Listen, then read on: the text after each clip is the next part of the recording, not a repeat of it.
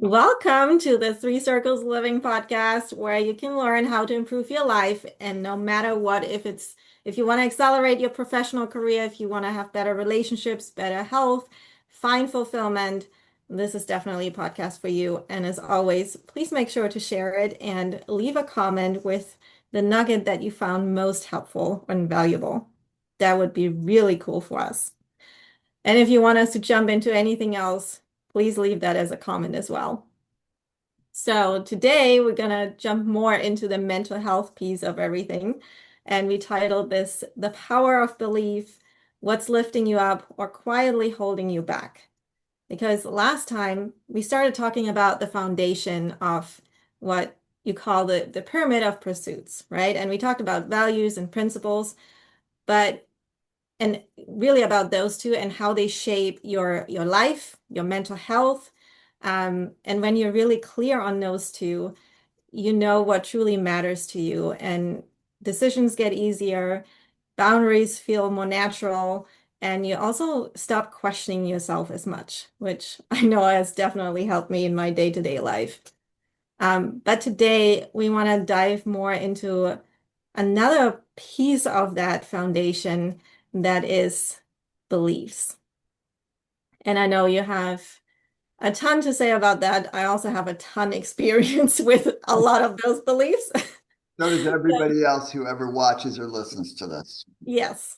Not sure if you're aware of it, but they are all around you and they definitely influence your life. So let's make sure they influence you in a positive way and lift you up. Yeah, I mean, we left off at this in our last episode because this particular topic we could go for a long time on it, especially if we workshopped it, which obviously is a podcast and a workshop. But your principles and your values are going to be affected by your beliefs. They're going to be affected by your beliefs. And then without addressing your beliefs, if you make decisions with your principles and values, but you haven't taken care of what the belief side of the equation is doing to those, you're still going to be messed up. You literally have to have all three. You have to clarify all three. And it's not, it's a little tougher than it just sounds, right? Because you know, there's different ways to think about what a belief is, right? I mean, Mhm. the classic belief for a long time was that the world was flat. Now, we didn't live in that age, but that was the belief, which you can certainly understand. It freaking looks flat, right? I mean, it looks flat. It doesn't make sense that it's round. And then without understanding all the other dynamics, it wouldn't make sense. If you didn't know what gravity was, how does round make any sense? I mean, effectively, at some point, you're upside down, but then you're only upside down if you're trying to put it in context that there's a bottom, which space doesn't appear to have one. So it's like your whole brain can just explode in your skull thinking about stuff like that. But the point is, there are lots of beliefs that are common beliefs that may or may not be true. So just because you have a belief doesn't make it true. And that is a really important thing, especially when you bring it back to yourself. So we're not going to talk about beliefs like, whether you believe in God or you don't believe in God, or whether you believe in anything, because that's for you, right? Whether we this is my perspective, although my perspective is from interacting with a zillion people and being very introspective and observing a lot. But we have a substantial crisis of respect in our country because people don't respect people's right to believe what they want. I mean, if you just take yourself out emotionally of the thing that you believe or don't believe and think about yourself and how you feel about someone questioning your belief, and they're actually, is that meritorious? Should they be able to question your belief or try to push their beliefs on you? I would say the answer to that is no. I don't need to agree with what you believe in, but as a human, I have to respect. You have a right to believe what you believe, just like I have a right to believe what I believe. And you listening to what we're about to say also crosses that threshold, right? Because you can go, well, I don't believe what you're saying. I respect your right to feel that way, right? I mean, that's the way Yeah. I think about it. But anyway, um, do you have some thoughts on this, or you want me to just like rip a little bit because I can? Yes, I definitely have thoughts on that. I don't want to go deeper into that either, but I would just say like always what helped me is put myself in the perspective of un trying to understand that the other person doesn't have the same upbringing, the same knowledge, the same sources, the same whatever else experience, history that I have. So I cannot expect that they have the same belief, the same views on things. But what always helped me is to ask how they came to that belief. So just a little nugget there that also makes your life easier, that you don't have to stress and worry and be upset because that is just not healthy for you in the big picture either. So Yeah, well, and to augment what you just said, it's really important for people to ask themselves how they came to that belief, yeah. because what you believe absolutely dictates what you choose in life. Right? And Hmm. so that is very, very important because, and this relates to everything. What you believe will dictate what you choose. And what you choose will then begin to dictate what actions you take. And then those actions are going to dictate a result, which are going to either augment or disrupt what you believe. Right? That's essentially how it's going to work. What sits on the side of this little circle that goes on constantly, and you can think about this as it relates to believing in yourself or not believing in yourself, or you just look at it in a general rule and how you go about things, is what is actually a belief. That's an important thing to break down. What actually is a belief? It's actually a thought that you continue to think. That's what it is, right? That's what essentially defines it, where you decide it's true, right? There are things in your life, and as in mine, as in yours, Chris, where we have made something, we have proven a belief because we chose to act in a certain way that would guarantee it was true. But that still doesn't demonstrate it's actually true. It only means we made it true in the circumstance in which we operated as if it was true, which is so Yeah. important. So, a belief is a thought you continue to think. That, in and of itself, has nothing to do with reality. It doesn't mean it's right. It doesn't mean it's wrong. It's just a thought among the, I don't know, 50,000 of them you have randomly a day. I don't know. I don't know how many you have. I know we all have a lot of them. Yeah. But thinking is what affects your beliefs. So that immediately tells you that when you go to work on what goes into your head, you can alone begin to question your own beliefs, alter your own beliefs, which, again, you can take this in any direction. From the perspective of mental health, we're going to take this back to you as a human and your capacity, because it's about you and the choices that you make and the life that you create, ultimately, that we're talking about here. But what I just said as a general context fits your whole life and every aspect, right? Do you choose to believe what you see on a specific TV station, right? That's a choice you make. They tell you this and you say, it must be true. Or you come from another place where your mentality is, I don't believe a damn thing that they say. And so if they say that, then you're like, well, clearly that's not true. I wonder what is true, right? Both of those can be facts or not, right? So the whole world is subject to the belief thing.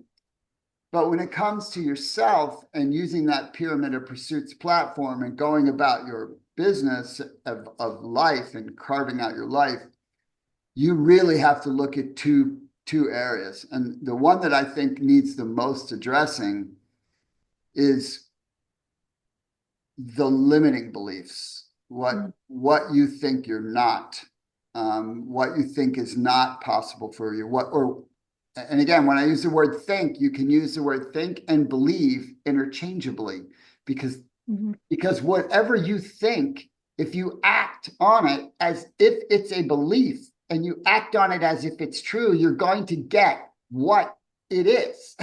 So if you think you're not good enough to do XYZ and you either A, won't do it because you don't think you're good enough, right? Then your belief that you're not good enough is going to look true because you're not going to do it. If if you still come from that belief and take a half-ass stab at it because the doubt's so huge, right? Then you're going to quit before you get a result. And that's still going to augment your belief that you're not good enough to do it. When in fact, neither one of those are likely true unless Mhm. it's beyond the realm of physical possibility, right? There's certainly gifted and talented areas. If you were born with a horrible voice, the chances of you being a famous singer are pretty small. Although I would submit there's some people who've made it very successfully in music who don't have a very good voice. True. so, so I mean, even that's arguable in that case. But it is the limiting beliefs that are such a I mean, they're life wreckers if you don't Yeah. challenge. They are. And if you don't challenge them, and also if you're not even aware of them, and you just take it as a given because somebody else said it and you think you found it true, you believe that it was true about yourself when you didn't question it or you didn't actually dig deeper and reflect on it. Is it actually true? Because somebody else cannot dictate, like they see you in a little bit of a moment of time of they that doesn't mean anything. Like, and I'm thinking back to like the typical the school system because when especially when you're younger in your childhood in school, like a lot of these things form like even early in your child very early in your childhood. And when a teacher tells you to that you're not good in a subject or you're not made to do this, like I was told many things and I luckily I question them, but if you don't and you believe that to be true and you're not going after those things because one person told you that it's not for you, I mean that can alter your life and how you live it. Yeah, And and it's awful too, by the way. yeah. It's extremely irresponsible, but it happens all the time, right? It happens all the time in life. But obviously, children are the most susceptible, right? Because until adults start putting limiting beliefs into a child's mind, it doesn't have limiting beliefs. Mhm. Yeah. They don't exist. They learn limiting beliefs by, they jump off a wall and it hurts. Like, okay, I probably don't want to go higher than that. I can't fly. I don't need anybody to tell me that. I tried, it didn't work, right? But you have adults both systematically. When you mention the school system, you could place that you could place it in a household, but Yeah. systematically and environmentally in general, you have adults putting their own limitations onto a child, right? It's like passing forward the BS that got stuck in their head when they were younger. And it's so unfortunate because who are you to take away someone's possibilities in life? I mean, it's like stealing. It's Mhm. stealing a tiny bit of the fabric of a dream, of a hope, right? I mean, you see it. We're so bombarded with that kind of stuff that you're not this and you're not that and you can't this and you're not good at this and you're not good at that. Based on what? Based on some limited person's single person's perspective who knows nothing about you as a human and what your potential, especially a child. I mean, you have no idea what this little being is going to become, right? Yeah. What you do know is if instead of watering it and giving it nutrients that help it grow, you pour poison on it, you are going to mess it up. You're playing a role in messing it up. And all of us, well, I can't say all of us, some people never recover, right? Some Mhm. people never recover from the damage done by other idiots in their life. because that, yeah, it's different once once you're in your 20s, you got to take responsibility for your life. You can't sit there and go, well, my parents did this or my teacher did that, or, it took me a while to get there. I blamed everybody. I mean, you can't blame the rest of the world for where you are. Because the truth is nobody cares. I mean, you are responsible for what happens to you and the people you care about. And so nobody's going to sit around and go, oh, poor you, Chris, your teacher wasn't encouraging and neither was your mom and whatever, right? I mean, I know because I was that person, right? Augmented with very, very low self-worth and low self-esteem. That's a toxic soup for your brain right there. And I talk freely about this in the book, but I proved all my limiting beliefs to become true. It turned out that I actually I wasn't freakish, but that's a pretty good athlete. But I didn't think that of myself. And looking back, everything I did athletically, I excelled in right till I quit.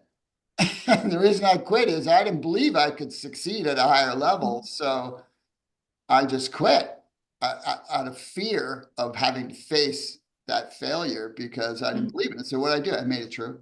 I just made it true. And so there was the proof. And that's just one area. I could point to any other area in my life because it was a pattern, Yeah. all built around belief.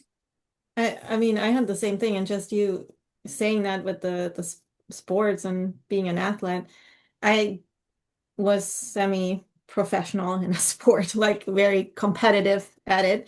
But there were certain players or certain teams that we played, and it was always said by our trainers and by our families, like, oh, they're so great, and do your best, just do your best. And it was that belief, like, well, I can't win, so it doesn't matter. Yeah, yeah, Yeah.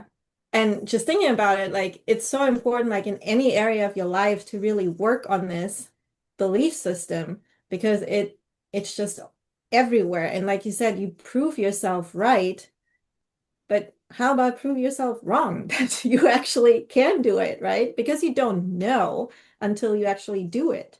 And even then, you learn something from it that, oh yeah, well, maybe that's not the way to go. Let's do something else. yeah. Or maybe you do it, right? And you got to do something for a little bit, unless it's completely like congruent with your makeup. Right. When you do things that are completely congruent with your makeup, the starting of those things is usually not difficult. It will get difficult relatively fast because it's hard to get good in anything. That's Yeah. fact. And but the bottom line is that where that belief choice thing really rears its head, right, are the things you're afraid to try or the things you quit too soon, right? Both of those are, and as you watch this, you can sit down and make a list of those. You won't like doing it, but it'd be healthy to do. And you can look at that list and you could look at that list and go, now looking back through the eyes of the older version of you, right? You can look at that list and go, oh man, that's bullshit. I definitely could have done that. I definitely could have done that. Oh my gosh, I can't believe I didn't even try that. I can't because you know more now, right? So, Yeah. but when you have very poor belief, then you confuse doubt for certainty. Look, having high belief doesn't remove doubt. No. Doubt's part of your fabric. The people who succeed do it in the face of doubt. They don't do it without doubt. I mean, there's nothing that you ever get to do that's at a new level of something or something you haven't done before where you just automatically can get and can be doubt free. That's not a thing, right? Yeah. It never is. And you can look at all the successful people and read their stories, and they will tell you to this day, even though they're very successful, they're the top in their category, and they say, I'm still scared. I still doubt like if I can make it, or it's not enough and I'm not good enough, or this thing fails. And one of the things that I actually just saw that a friend of mine posted was that back to the belief and thinking if you're good enough or not, or if you can excel or whatever. A musician was asked, and he was a musician all his life, right? And he was asked at 90 while he's still practicing every day for an hour. And he's like, well, I think I make progress now. I'm doing a little bit better. Like That should be your attitude. You're not never going to be perfect. Yes, Nobody is. right. Everybody is trying and just trying to do their best and always learning because we have all the different experience, the different knowledge, the different skills. But that's where it becomes really beautiful because we have all a different part that we can play. So true, Chris. You know, one kind of a takeaway that I can give everybody on this is think about your self-beliefs as assumptions, right? Mm, Your brain is wired to make assumptions. It's how you categorize things. It's how you recall things. It's a natural thing. You can't look at anything without making an assumption. You can't. It's not possible. So you're going to assume, learn to question your assumptions. In life in general, I teach question all assumptions. You should question all assumptions all the mm, time if you're going to take an action based on that, because or not take an action based on that, because just because you assume it's true doesn't make it true, especially when it comes to self.